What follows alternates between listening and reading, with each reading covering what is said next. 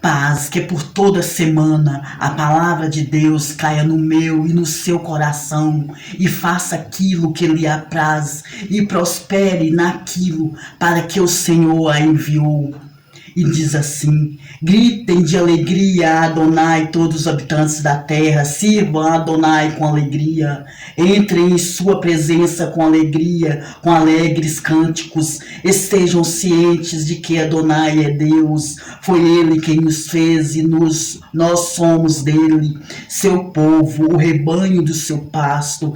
Entrem por suas portas com ações de graça, entrem em seus pátios com louvor, deem graças a Ele, bendiga seu nome, porque Adonai é bom, sua graça dura para sempre e a sua fidelidade permanece por todas as gerações. Amém? Deus abençoe hoje e sempre. Amém?